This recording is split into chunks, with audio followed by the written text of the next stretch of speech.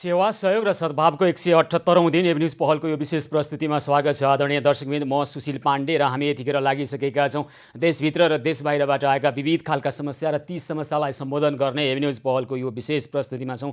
र दर्शकवृन्द, यतिखेर दिन प्रतिदिन नेपालका विभिन्न ठाउँमा कोरोना सङ्क्रमणको जोखिम बढिरहेको छ र सङ्क्रमितहरूको सङ्ख्या पनि बढिरहेको छ। र अहिले पछिल्लो समय हेर्ने हो भने देशका विभिन्न ठाउँमा लकडाउन र निषेधाज्ञा लगाएका निषेधाज्ञाहरूलाई खुकुलो पारिएको छ। सधैँ लकडाउन र निषेधाज्ञा गर्न सम्भव छैन र त्यो उपयुक्त पद्धति हुँदा पनि होइन। तर यसरी लकडाउन र निषेधाज्ञालाई खुकुलो बनाउँदा जुन ढङ्गबाट एउटा व्यवस्थित मापदण्ड बनाएर स्वास्थ्य सम्बन्धी कार्यविधि बनाएर कोरोना सङ्क्रमणको जोखिमलाई न्यूनीकरण गर्नुपर्ने बेलामा यो चाहिँ हुन सकिरहेको छैन। आखिर के भइरहेको छ?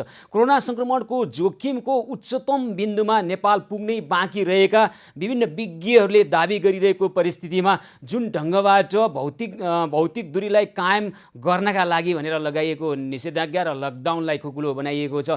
यसले कोरोना सङ्क्रमणको जोखिमलाई कतातिर लाने हो नेपालमा भन्ने खालका आशंकाहरू भइरहेका छन्। हामी पनि भनिरहेका छौँ लकडाउन अथवा निषेधाज्ञा सधैँभरि गर्ने एउटा उपयुक्त पद्धति हुँदा पनि होइन र यसो गर्न सम्भव पनि छैन। लकडाउन र निषेधाज्ञा कोरोना सङ्क्रमणको जोखिमलाई न्यूनीकरण गर्नका निमित्त केही समय किन्नका निमित्त भनौँ, केही समय चाहिएको अवस्थामा निषेधाज्ञा लगाएर भौतिक दूरी कायम गरेर कोरोना सङ्क्रमणको जोखिमलाई स्थिर राखेर त्यसपछि जोखिम न्यूनीकरण गर्ने खालका मापदण्डहरू ल्याउनका लागि लगाइएका निषेधाज्ञाहरू जसरी अहिले खुकुलो बनाइएका छन् र अन्य मापदण्डहरूको व्यवस्थित रूपमा कार्यान्वयन गर्ने खालका कार्यविधिहरू बनिरहेका छैनन्। यसले के भइरहेको छ भने कोरोना सङ्क्रमणको जोखिम कहाँ पुग्ने हो, यो कुन बिन्दुमा पुग्ने हो, यसै भन्न सकिने परिस्थिति छैन। आखिर के भइरहेको छ? यसरी प्रशासनले पछिल्लो समय जिल्ला प्रशासन काठमाडौँले सेवा प्रवाह सम्बन्धी 5 बुँदे सूचना निकालेको छ र अहिले अब जोर बिजोर प्रणाली देशका विभिन्न भागमा जाने सार्वजनिक यातायातका कारणले गर्दाखेरि जोर बिजोर प्रणाली त हटेको छ, तर काठमाडौँ उपत्यकामा भने जोर बिजोर प्रणाली लागू नै भएका कुराहरू पनि आइरहेका छन्।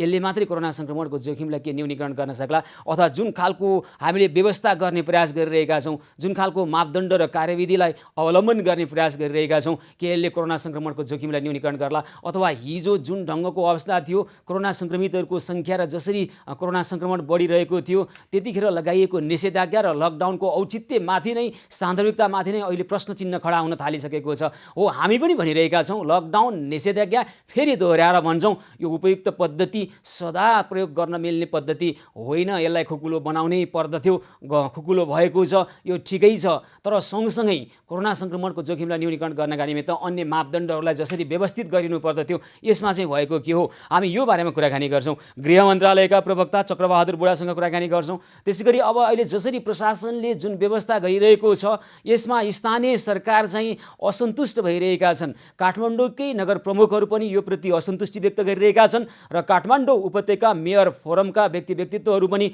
यो प्रति असन्तुष्टि व्यक्त गरिरहेका छन्। र के भएको हो, गर्नुपर्ने के हो, अझै हामीसँग समय छ। सन्तुष्टि असन्तुष्टि व्यक्त गरेर बसेर मात्रै समस्याको समाधान हुँदैन।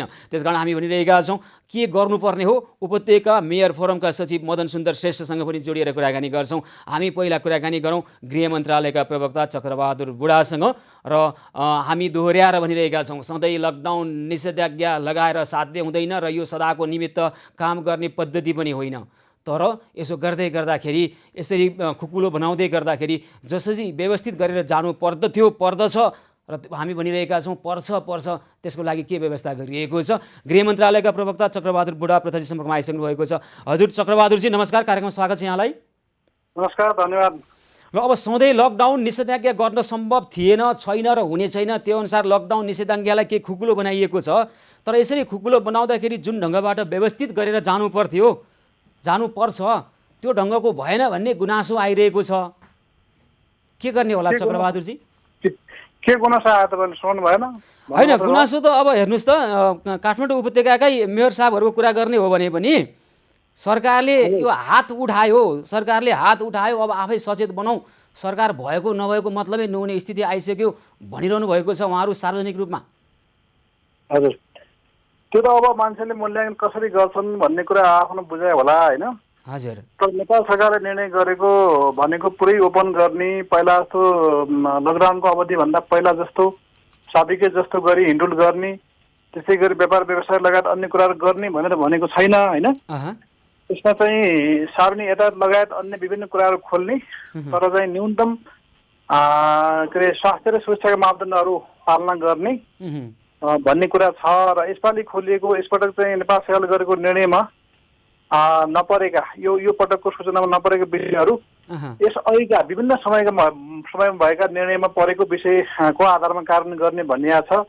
जस्तै अब यातायातको कुरा गर्दा सार्वजनिक यातायातमा अब के भन्छ एक रोमा एक लाइनमा एकजना बस्ने गरी व्यवस्थापन गर्ने, दूरी कायम हुने किसिमले चाहिँ व्यवस्थापन गर्ने, चाहिँ चालक होस् या सहचालक होस् या चाहिँ अन्य प्यासेन्जरहरू बस्ने प्यासेन्जरहरू सबैलाई चाहिँ मास्क अनिवार्य लगाउने, त्यसै गरी तपाईँको गाडीभित्र र गाडी परिचालन ठिकै छ, यो कुरा त आइसकेको छ। मैले चक्रबहादुरजीसँग यस्ता कुराहरूले के गर्छ भने तपाईँको भिडभाड गरी अथवा साबिकको जस्तो गरी जथाभावी किसिमले यो त्यो गर्ने होइन कि त्यसले व्यवस्थित तरिकाले गर्ने, स्वास्थ्यप्रति सबै सजग रहने, सुरक्षा मापदण्ड पालना गर्ने। हो ठिक छ, यो कुरा त जानकारी छ। अब यो सम्भव कतिको छ भन्ने कुरामा हेर्नुहोस् त, स्वास्थ्य तथा जनसङ्ख्या मन्त्रालयले 2077 भदौ 28 गतेको एउटा गरेको आन्तरिक परिपत्रमा के भनेको छ भने एक जिल्लाबाट अर्को जिल्लामा जाने हरेक व्यक्तिले 14 दिन अनिवार्य रूपमा क्वारेन्टिनमा बस्नुपर्ने व्यवस्था लागू गर्ने भनिएको छ।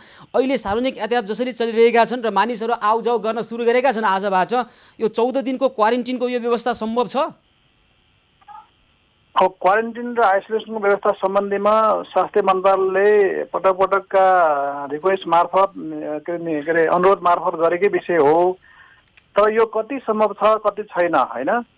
सङ्क्रमित भएको जिल्ला, धेरै सङ्क्रमित भएको जिल्ला अथवा सक्रिय सङ्क्रमित 500 भन्दा बढी भएको जिल्लाबाट निस्किने होस् अथवा त्यस्तो जिल्लामा प्रवेश गर्ने होस्, त्यो सन्दर्भमा क्याबिनेटले प्रष्ट रूपमा के भनेको छ भने के अरे जिल्लाको सङ्क्रमणको जोखिमको अवस्थालाई मूल्याङ्कन गरेर त्यस जिल्लाभित्र लागू हुने गरी अथवा जिल्ला कुनै भेगमा लागू हुने गरी स्थानीय प्रशासनले आवश्यक आदेश जारी गर्न सक्ने भन्ने कुरा पनि गरिएको छ। त्यसैले कतै बढी जोखिम छ, कतै चाहिँ सक्रिय सङ्क्रमित सङ्ख्या बढी छ भने त्यहाँ चाहिँ आफै सावधानी अपनाउन सकिन्छ। तर देशभरि एउटै खालको चाहिँ नियम लागू गरेर, एउटै खालको चाहिँ आदेश निर्देशन लागू गरेर अगाडि जाँदा राम्रो हुँदैन। होइन, स्वास्थ्य मन्त्रालयले के भन्छ भने देशका हरेक जिल्ला एक ठाउँबाट अर्को ठाउँमा जाँदा 14 दिन क्वारेन्टिनमा बस्ने भन्छ होइन। तपाईँले जे भन्नुभयो यो व्यवहारिक पक्षका कुरा भए। मैले आज यो बारेमा यो देशका थुप्रै नगर प्रमुखहरूसँग, मेयर साहबहरूसँग अनौपचारिक रूपमा छलफल गरेँ। सक्नुहुन्छ त तपाईँको जिल्लामा अहिले काठमाडौँ उपत्यका लगायत अन्य ठाउँबाट आउने व्यक्तिहरू जसरी आइरहनु भएको छ सार्वजनिक यातायात मार्फत क्वारेन्टाइनमा बस्ने, आइसोलेसनमा बस्ने व्यवस्था छ भन्दा अब सक्दैनौँ हामी, यो के गरेको हो हामी बुझ्दैनौँ भनेर उहाँहरू अनौपचारिक ढङ्गबाट भनिरहनु भएको छ भने चक्रबहादुरजी, अब स्वास्थ्य मन्त्रालय र गृह मन्त्रालय अथवा क्याबिनेटले गरेको निर्णय र जिल्ला प्रशासन कार्यालयले गरेका निर्णयहरू बिचमा समन्वय नभए जस्तो देखियो। जनता त अलिकति अब कुन चाहिँ सत्य हो, के गर्ने हो, भ्रमित हुन थाले, के गर्ने भन्नुहोस् त। होइन, यस्तो छ, अब सबैलाई जानकारी भएको विषय के हो भने अब पिसिआर टेस्ट गरिसकेपछि त्यसमा कसैको पोजिटिभ रिजल्ट आयो भने त्यसको ट्रेसिङ पर्ने, कन्ट्याक्ट ट्रेसिङ पर्ने मान्छेको चाहिँ स्वास्थ्य जाँच नियमित रूपमा भइरहेकै छ। कसैलाई त्यस्तो खालको लक्षण देखियो भने उसले व्यक्तिगत चाहिँ प्रयासमा पनि कतिपय ठाउँमा चाहिँ मान्छेहरूले त्यसरी पिसिआर परीक्षण गर्ने र त्यसबाट चाहिँ कन्ट्याक्ट ट्रेसिङ पर्ने मान्छेहरूलाई सावधान सजग बनाएकै अवस्था छ। र नेपाल सरकारले गरेका सूचनामा, गरेका निर्णयमा, त्यसै गरी स्थानीय प्रशासनले जारी गरेका निषेधाज्ञा लगायत अन्य सूचनामा पनि त्यस्तो खालको तपाईँको सावधानी हुनुहोस्, यसमा चाहिँ जोगिनुहोस्, आफू मात्र होइन अरूलाई पनि जोगाउनुहोस् भनेर पटक पटक सूचना सञ्चार पनि गरेकै अवस्था छ। र अहिले जसरी चाहिँ यातायात खोल्ने भन्ने कुरा गरियो, यातायात खोल्दा पनि तपाईँले त्यहाँ सूचनामा प्रष्ट देख्न सक्नुहुन्छ कि चाहिँ सवारी साधनलाई दैनिक रूपमा निसङ्क्रमित गर्ने भनेर भनिएको छ। जस्तै प्लेन कुरा गर्ने हो भने प्लेनलाई चाहिँ एउटा उडान सक्ने बित्तिकै निसङ्क्रमित गर्ने भनिएको छ। त्यसैले गर्दा पर्याप्त सावधानीहरू अपनाउने हो। यो नेपालको कुरा मात्र होइन, अन्य देशको पनि अभ्यास हेर्दा के देखिन्छ भने पर्याप्त सावधानी अपनाउने होइन, साबिकको जस्तो चाहिँ भिडभाड नगर्ने, पर्याप्त सावधानी अपनाउने र आफ्नो जनजीवन, सरकारी सेवा प्रवाह, व्यापार, बिजनेस, उद्योग, व्यवसाय सबै कुरा त्यसरी चलाउने भन्ने कुरा हो होइन। त्यसैले यो कुरालाई सावधानीपूर्वक गर्यो। तपाईँले भनेको हदसम्म त कुरो ठिकै होला चक्रबहादुरजी, म व्यवहारिक कुरा गरिरहेको छु। यसभन्दा अगाडि हामीले एउटा कार्यविधि बनायौँ भने काठमाडौँ उपत्यका छिर्ने प्रत्येकलाई पिसिआर परीक्षण गर्ने भनेर प्रयास गऱ्यौँ र थुप्रै लक्षण नभएका व्यक्तिहरूलाई पनि काठमाडौँबाट बाहिर गइसकेका व्यक्तिहरूलाई पछि कोरोना देखियो र उहाँलाई कन्ट्याक्ट ट्रेसिङ गर्न गाह्रो भएको अवस्था हामीले धेरैचोटि त्यस्ता अनुभवहरू बटुल्यौँ। तर सार्वजनिक यातायात चलिसकेपछि अब पिसिआर चेक जाँच गर्नु सम्भवै छैन होला अब अहिले होइन। मैले यहाँको हुन त यहाँको विषय होइन होला पिसिआर जाँच गर्ने तपाईँहरूको मन्त्रालयको विषय होइन होला, गृह मन्त्रालयको, तर हाम्रो अपेक्षा चाहिँ के छ भने सरकार भनेपछि त्यो स्वास्थ्य मन्त्रालय होस् कि गृह मन्त्रालय होस्, सबैको समन्वय गरेर जनतालाई चाहिँ नतिजामुखी खालका कुराहरू ल्याउनु पर्यो भन्ने अपेक्षा हुन्छ के चक्रबहादुरजी। अब तपाईँहरूको आफ्नो होला दायित्व चाहिँ होइन, र यसको पनि के गर्ने भन्नु त, अब सार्वजनिक यातायात चलेपछि त PCR जाँच गर्ने आवश्यकता भएन। कोही व्यक्तिलाई ज्वरो आइराखेको हुनसक्छ होला, अथवा ज्वरो नआएर लक्षण नदेखेर नै कोरोना सङ्क्रमित भयो भने ऊ कोरोना सङ्क्रमण थप सार्न सक्छ, ऊ त प्रमुख स्रोत पनि बन्न सक्छ। अब यस हिसाबले त सरकारले हात ठडायो भनेर मेयर साहबहरूले भने ठिकै रहेछ त। त्यसरी भनेको होइन नि, मेयर साहब नै सरकार हो, उहाँले छुट्टै सरकार काम देख्नुभयो होइन। सङ्घीय सरकार भनौँ न, सङ्घीय सरकारले हात उठायो ल। त्यसै गरी मेयर साहबले पनि एउटा सरकार नेतृत्व उहाँले होइन, उहाँले सङ्घीय सरकारले हात उठायो भन्नुभएको छ, सङ्घीय सरकार। त्यसरी हात उठाएको भनेर बुझ्नु भएन, त्यसरी हात उठाएको होइन पनि, किनभने यहाँ सरकारले निर्णय गरेको आधारमा प्रष्ट रूपमा भनिएको छ कि यो कन्डिसनमा, यो शर्तमा यो चाहिँ कुराहरू साधन अपनाएर त्यो सवारी साधन खोल्ने, व्यापार बिजनेस खोल्ने, सरकारी कार्यालय खोल्ने होइन। तर खोल्नेको मतलब यो होइन कि जताभावी खोल्ने भन्ने होइन, त्यसमा चाहिँ त्यो स्वास्थ्य सुरक्षा मापदण्ड अपनाउने, भिडभाड हुन नदिने कुराहरू छन्। र धेरै भिडभाड जस्तै सार्वजनिक सभा गर्ने, सम्मेलन गर्ने, गोष्ठी गर्ने, शिक्षा विद्यालयहरू सञ्चालन गर्ने, यस्ता कुराहरू नहुने भनेकै छ होइन। र अर्को कुरा के भनेको छ भने म अर्को फोकस गर्न के चाहन्छु भने कुनै जिल्लामा चाहिँ यदि त्यो सङ्क्रमणको जोखिमको अवस्था भयावह हुन थाल्यो अथवा त्यसले चाहिँ अलिक कन्ट्रोलभन्दा बाहिरको अवस्था आउन थाल्ने अवस्था आयो भने त्यसको सङ्क्रमण जोखिमको मूल्याङ्कन गर्ने, त्यसको विश्लेषण गर्ने र जिल्लाभर अथवा कुनै जिल्ला कुनै क्षेत्रमा लागू हुने गरी थप आदेश जारी गर्न सक्ने व्यवस्था त सधैँ छ नि। म एकैछिन है त, एकैछिन चक्रजी थोरै समय रोकौँ। स्थानीय सरकारको असन्तुष्टिका सम्बन्धमा उपत्यका मेयर फोरमका सचिव मदन सुन्दर श्रेष्ठ, उहाँ आफै मेयर पनि हुनुहुन्छ, आउनुभएको छ, एकैछिन कुराकानी गर्छु है चक्रजी, एकैछिन। मदनजी नमस्कार, कार्यक्रममा स्वागत छ यहाँलाई। हजुर नमस्कार जी, नमस्कार। ल अब के त, अब उपत्यकामा सङ्क्रमण बढिरहेको बेला सबै खुला गरेको भनेर तपाईँहरू असन्तुष्टि जनाइरहनु भएको छ। मसँग अहिले गृह मन्त्रालयका प्रवक्ता चक्रबहादुर बुढा कुराकानी गरिरहनु भएको छ। यसरी हामीले हात ठडाएको अथवा होइन, हामीले मापदण्डलाई कार्यान्वयन गर्ने किसिमबाट अब केही खुकुलो गर्ने परिस्थिति र मागहरू पनि छन्, गर्नु पनि पर्छ, तर व्यवस्थित गर्ने प्रयास पनि गरिरहेका छौँ भन्ने उहाँको तर्क छ। अनि तपाईँहरूको असन्तुष्टि चाहिँ केमा हो?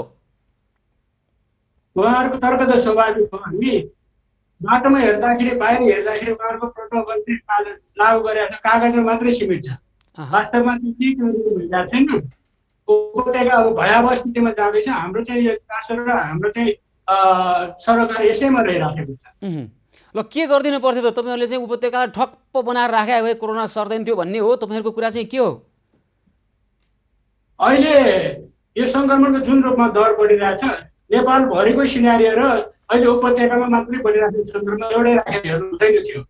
उपत्यकालाई चाहिँ अहिले जुन रूपमा अहिले पनि निर्वाध रूपमा छोड्ने स्थिति छैन। यही सार्वजनिक यातायात जुन रूपमा चल्ने, जोर बिजोर पनि नगरिकन लामो दूरीको यातायात चल्न दिएको छ नि, यी कुराहरूले गर्दा उपत्यका त भयावह जोखिममा परिसक्यो भने हाम्रो ठम्याइ होइन। सङ्घीय सरकारले यी निर्णयहरू गर्दै गर्दा तपाईँहरूसँग सल्लाह भएन? यसमा अहिले सल्लाह गरेको छैन। त्यो त हाम्रो असहमतिहरू रहन्छ, हामी कडाइ गरौँ भन्छन्। अब त्यहाँ व्यापारीहरू अन्तर्गत दबावबाट ठेक्न नसकेर होला। अहिले स्वास्थ्यको प्रोटोकलबाट हेर्ने, स्वास्थ्यको दृष्टिकोणबाट हेर्ने हो भने अहिले स्थिति त एकदम भयावह स्थितिमा, यता ब्लन्डरै गल्ती ठहरिन जान्छ निश्चित रूपमा। तर जुन रूपमा एकैचोटि राजधानी चाहिँ आवाज मदनजी, एउटा सत्य के हो, एउटा वास्तविकता के हो भने हामीले लगाएका यी लकडाउन र निषेधाज्ञालाई सधैँभरि लगाउन सक्दैनथ्यौँ। त्यसकारण तपाईँहरू एकअर्कालाई आरोपित गर्न त एकदमै मजाले गरिरहनु भएको छ। तर यतिखेर हेर्नुहोस् त, तपाईँहरूले पनि स्थानीय सरकारले पनि जसरी क्वारेन्टिनको व्यवस्थापन गर्नुपर्थ्यो, जसरी आइसोलेसनको व्यवस्थापन गर्नुपर्थ्यो, स्थानीय तहबाट जसरी प्रभावकारी ढङ्गबाट कोरोना सङ्क्रमणको जोखिमलाई न्यूनीकरण गर्नका लागि तपाईँहरूले मापदण्डको कार्यविधिहरू बनाउनु पर्थ्यो। त्यसमा चाहिँ तपाईँहरू केही पनि नगर्ने। अनि सङ्घीय सरकारले उसले आरोप लगायो, आफू चोखियो, उसले आरोप लगायो, आफू चोखियो, पानी माथिको ओभानो बन्यो, बस्यो। र मारमा पर्ने चाहिँ जनता। निषेधाज्ञा लगाएको छ, सबैभन्दा बढी जनता भोकै बस्नुपर्ने। लकडाउनको सबैभन्दा बढी मार जनताले खेप्नुपर्ने। खुल्दा पनि कोरोनाको सङ्क्रमणको जोखिम उहाँहरूलाई नै हुने। अनि तपाईँहरू त पानी माथिको ओभानो, एकअर्कालाई आरोप लगायो, बस्यो, यही रहेछ होइन मदनजी? मदनजीले प्रश्नै सुन्नुभयो कि सुन्नु भएन, अथवा प्रश्न सुनेपछि उहाँ केही सोच्दै हुनुहुन्छ कि म कुराकानी गर्ने प्रयास गरिरहेको छु? मदनजी, म तपाईँसँग कुराकानी गर्ने प्रयास गरिरहेको छु। चक्रजी, हजुर मदनजी आउनुभयो कि चक्रबहादुरजी आउनुभयो? हजुर चक्रबहादुरजी, हजुर ल अब यहाँ मदन सुन्दर श्रेष्ठ के भन्दै हुनुहुन्छ भने अब बनाएको प्रावधानहरू मापदण्डहरू कागजमै सीमित भए एकदमै संवेदनशील विषयमा हामी कुराकानी गर्दैछौँ है चक्रबाजी। अब तपाईँहरूले पनि काम गरेनौँ हामी भनिरहेका छैनौँ, गरिराख्नु भएको छ। तर अब हामी सबै मिलेर सकेसम्म प्रभावकारी सकेसम्म अलि धेरै नै ढङ्गबाट जुन जुन मापदण्ड प्रयोग गर्न सकिन्छ सबै लगाउँ, सबै मिलिजुली कोरोना महामारीको सङ्क्रमणबाट मुक्त हौँ भन्ने अभियानमा हामी छौँ है। अब के गर्ने त भन्नुहोस् त। अब अलिकति पब्लिकको कुरा पनि हामीले सुन्यौँ होइन। हजुर पब्लिक कुरा सुन्दा यहाँहरूले पनि तपाईँको मिडियाबाट पनि हामीले चाहिँ जानकारी प्राप्त भएको कुरा के हो भने पहिला कुनै बेला पब्लिकले एकमुष्ट रूपमा विभिन्न निकाय, विभिन्न सङ्घ संस्था, विभिन्न नागरिक समाज लगायतबाट यो कोरोना महामारी भयावह भयो, यसलाई चाहिँ रोक लगाउनु पर्यो, यसमा निषेधाज्ञा गर्दा यसमा चाहिँ लकडाउन गर्दा अलिक प्रभावकारी हुन्छ भनेर चाहिँ पनि माग आएको बेला कुनै बेला यस्तो थियो। हो तर पछिल्लो समय लकडाउन र बन्दाबन्दी निषेधाज्ञा अलि लामो समय भयो, यसले चाहिँ जनजीवनमा असर पर्यो, यसले व्यापार व्यवसाय सेवा प्रवाह लगायत हरेक कुरामा चाहिँ विकास निर्माण काममा असर पर्यो।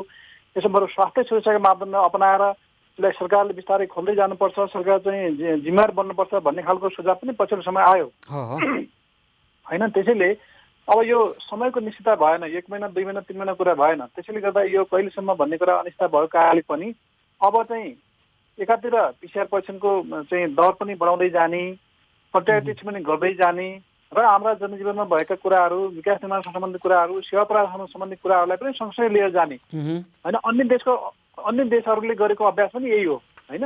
त्यसैले गर्दा यो खालको अभ्यास हामीले पनि गर्नुपर्छ। यसमा चाहिँ बरु सबै सरकार के अरे सङ्घीय सरकार, प्रदेश सरकार, स्थानीय सरकार मात्र होइन कि यसमा निजी क्षेत्र, यसमा सामाजिक क्षेत्र छन्, विभिन्न खालको सङ्घ संस्थाहरू छन्, नागरिक समाजहरू छ। यी सबैको एउटा चाहिँ कुरा के हो भने हामीले सावधानी चाहिँ अपनाउने होइन, स्वास्थ्य र के अरे सुरक्षाका मापदण्डहरू अपनाउने, त्यसलाई चाहिँ पालना गर्ने, आफू पनि बच्ने, अरूलाई पनि बचाउने किसिमले चाहिँ कामहरू गर्ने होइन। काम ठप्प पारेर घरभित्र थुनेर बस्न होइन, त्यो त हामी पनि भनिरहेका छैनौँ। तर तपाईँले भनेका मापदण्ड कागजमा मात्रै सीमित भयो भनेर अब यहाँ मेयर साहबहरू भन्न थाल्नु भएको छ। त्यही भएर हाम्रो चासोको विषय त एकाअर्कोलाई आरोप लगाउने होइन कि हामी जसरी हुन्छ यी मापदण्डलाई प्रभावकारी ढङ्गबाट कार्यान्वयन गरौँ भनिरहेका छौँ। हो त्यही त, त्यो मापदण्ड कार्यान्वयन गर्नको निम्ति एउटा निकाय मात्रै, एउटा सरकार मात्रै भूमिकाले पुग्दैन। त्यसमा चाहिँ प्रदेश सरकारले पनि, स्थानीय सरकारले पनि, विभिन्न सरकारका चाहिँ विभिन्न खालका मन्त्रालयहरू छन्, विभाग छन्, विभिन्न खालको निकायहरूले आफ्नो लेभलबाट आफ्नो क्षेत्रबाट त्यसमा सहयोग गर्ने हो, आफ्नो क्षेत्रको भूमिका निर्वाह गर्ने हो। त्यसमा चाहिँ दोषारोपण गर्न अब सही भन्नुभयो होला एकैछिन है त मदनजी। अब सङ्घीय सरकारलाई गाली गर्ने अनि स्थानीय सरकारले गरेका कमी कमजोरी लुकाउने अन्ततः अनि कोरोना सङ्क्रमणको सबैभन्दा मार चाहिँ न्यून अथवा सबैभन्दा तल्लो वर्गका जनतालाई परिरहेको छ। अब गर्ने के तिर जाउँ? एकाअर्कालाई आरोप लगाएर आफू चोखिनेतिर होइन, अब गर्ने के ल भन्नुहोस् त। अब गर्नुको लागि हामी स्थानीय सरकारबाट गर्नुपर्ने कुराहरू अहिले गरिरहेको छौँ। हामी चाहिँ कन्ट्याक्ट ट्रेसिङ गरेर जति चाहिँ सङ्क्रमितहरू भेटेको छ उहाँहरूलाई चाहिँ आइसोलेसन लानेदेखि लिएर चाहिँ यदि सुविधा प्रदान गर्न सक्ने हो हामी त्यो गरिरहेछौँ। अहिले यो दशैं आएको नाममा र लामो समयमा जुन बेला चाहिँ अहिले ल एकैछिन मदनजी, अहिले सार्वजनिक यातायात चलेपछि अब पिसिआर जाँच गरिराख्न सम्भव हुन्छ? अब त्यो पिसिआर त सम्भवै छैन। यो हुरुवर्ती आइसकेपछि पिसिआर जाँच गर्न त सम्भवै छैन। अहिले एउटा रूपमा हेर्दाखेरि चाहिँ पिसिआर सम्भव छैन। पिसिआर नसकेर हुने भइसकेपछि अब दशैं मनाउनको लागि जुन होइन, दशैं त मात्र हुने कि हो कि भने हामी चिन्ता भइरहेको छ। अब दशैंमा विभिन्न ठाउँबाट विभिन्न मान्छे एकाअर्को ठाउँमा जाँदाखेरि त कोरोना सङ्क्रमण जोखिम झन् बढ्ने हो। त्यसकारण अब केही मापदण्ड लगाउँ भनिरहनु भएको छ यहाँ। त्यो मापदण्ड भनेको तपाईँ हामी सबैलाई थाहा छ, मास्क लगाउँ, भौतिक दूरी कायम गरौँ, हातलाई सङ्क्रमण रहित बनाऊ। यी यस्ता खालको काम गर्न सक्यो भने पनि अन्तर्राष्ट्रिय स्तरमा जुन अनुभव हामीले हासिल गऱ्यौँ, हेऱ्यौँ उनीहरूको अवस्था, त्यसबाट पनि धेरै गर्न सकिन्छ भनिरहनु भएको छ। यसलाई नै अलिक प्रभावकारी बनाउन त मदनजी है त। अब प्रभावकारी बनाउने यही हो। अब त भगवान भरोसे जस्तै भइस, आफू सुरक्षित आफै हुनुपर्ने भयो। यस अनुसार अरू उपाय ल एकैछिन ल चक्रबहादुरजी, ल अब तपाईँ हामी सबै मिलेर लड्नुपर्ने युद्ध हो, एकाअर्कोलाई आरोप प्रत्यारोप नगरौँ। अहिले के काठमाडौँ उपत्यकामा चाहिँ जोरबिजोर प्रथा लागु नै छ क्यारे होइन चक्रबहादुरजी? यो जोर बिजोर सम्बन्धी निर्णय सम्बन्धी जिल्लाका प्रमुखले अधिकारीले त्यहाँको व्यवस्थापन गर्न सक्ने भनेर मैले अघि पनि भने। यो स्थानीय प्रशासन ऐन र सङ्क्रमण रोग ऐन 2020 ले दिएको अधिकारलाई प्रयोग गरेर जिल्लाको सङ्क्रमणको अवस्थालाई मूल्याङ्कन गरेर जोखिमलाई विश्लेषण गरेर गर्न सक्ने व्यवस्था हो। त्यो बमोजिम जिल्ला प्रशासन कार्यालयहरूले गरेका छन्। हुन्छ ल, एकाअर्कोलाई आरोप प्रत्यारोप गर्नुभन्दा पनि तपाईँ हामी सबै मिलेर लड्नुपर्ने युद्धमा छौँ, हामी एउटै डुङ्गामा छौँ है। अगाडि बढे उत्रे सँगसँगै र डुबे सँगसँगै भन्ने स्थिति छ। सबै मिलेर प्रभावकारी ढङ्गबाट तपाईँले अघि भने जस्तो ती मापदण्डलाई प्रत्येक नागरिकको पनि यसमा भूमिका हुन्छ, प्रत्येक मिडिया लगायत सबै जिम्मेवार निकायको पनि यसमा भूमिका हुन्छ। सबैले चाहिँ सरकारको निर्णयलाई साथ सहयोग र पालनामा सहयोग गर्नुपर्छ भन्ने कुरा हो। गरौँ र कागजमा मात्रै मापदण्डलाई सीमित नगरौँ, केही गरौँ है त। चक्रबहादुरजी, हस्, यहाँलाई धेरै धन्यवाद र आभार व्यक्त गर्न चाहन्छौँ। हस्, धन्यवाद यहाँलाई पनि। हस्, धेरै धन्यवाद छ। गृह मन्त्रालयका प्रवक्ता चक्रबहादुर बुढा हामीसँग कुराकानी गर्दै हुनुहुन्थ्यो। म उपत्यका मेयर फोरमका सचिव मदन सुदन श्रेष्ठजी हुनुहुन्छ। हजुर मदनजी, हजुर, ल अब भगवान भरोसा र सङ्घीय सरकारले हात उठायो भनेर मात्रै भएन, हात उठाए पनि उठाओस् है, खुट्टै तन्काए पनि तन्काओस्, छोडिदिउँ। तपाईँ हामीले जे सक्छौँ त्यो गरौँ। त्यसो गर्नु त केही कसैले छेक्दैन होला। सक्दैन। हामी त्यही भएर मध्यपुर जिम्मी नगरपालिकाको कुरा गर्ने हो भने हामीले 1 हप्ता चाहिँ अझै सेवालाई चाहिँ अत्यावश्यक सेवा बाहेक चाहिँ हामीले रोकिसकेका छौँ। 7 दिनसम्म। किन भन्दाखेरि हाम्रो वडादेखि जोहरू सङ्क्रमित हुने खतरा भइसकेको छ, कर्मचारीहरूमा सङ्क्रमण आइसकेको छ। मध्यपुरमा चाहिँ 137 जना पुलिसहरूमध्ये 47 जना प्रहरीको चाहिँ कोरोना पोजिटिभ आइसकेको छ। यस्तो भयावह स्थितिलाई राज्य ग्राउन्ड रियालिटीलाई नहेरिकन यो चाहिँ समग्र उपत्यकालाई चाहिँ जुन रूपमा काठमाडौँ नेपालभरिको स्थिर सिनारीलाई एउटै गरियो, त्यसमा चाहिँ हाम्रो आपत्ति रह्यो। यसमा चाहिँ प्रष्ट रूपमा के देख्यो भने उपत्यकालाई चाहिँ जन्मथलोको रूपमा बचाउनु पर्छ भनेर यसलाई चाहिँ क्रीडास्थल कर्मथलोको रूपमा चाहिँ लिएर जानुपर्छ भन्ने कुराहरूको पनि डिसिजन मेकिङमा यो फरक चाहिँ हामीलाई प्रत्यक्ष रूपमा अनुभूति भइरहेछ, जुन दुःखद कुरा हो। ल, सकेसम्म भौतिक दूरी कायम गरौँ र अब निषेधाज्ञा र लकडाउनलाई जसरी खुकुलो बनाइएको छ थप व्यवस्थित गर्दै लैजाउँ। जनताले शास्ति पाउने क्रमलाई नै घटाउँदै अनि मापदण्ड विशेष गरी मास्क लगाउने, सेनिटाइजरको प्रयोग गर्ने, भौतिक दूरी कायम गर्ने, यसलाई चाहिँ अलि व्यवस्थित र प्रभावकारी बनाउनलाई तपाईँ हामी सबैले भूमिका खेल्न सकिन्छ, खेलौँ। मदनजी, यहाँलाई धेरै धेरै धन्यवाद भन्न चाहन्छौँ हामी। धन्यवाद, नमस्कार। हस्, नमस्कार, धेरै धेरै धन्यवाद छ। स्थानीय सरकारको असन्तुष्टि निषेधाज्ञा खुकुलो गरेपछि व्यवस्थित नभएको भन्ने सम्बन्धमा उपत्यकाका मेयर फोरमका सचिव मदन सुन्दर श्रेष्ठसँग हामी कुराकानी गर्दै थियौँ। दर्शकबिन, हामी छौँ सेवा सहयोग र सद्भावको 178औं दिन एभेन्यूज पहलको विशेष प्रस्तुति निरन्तर जारी रहनेछ। हामीसँगै रहनुहोला।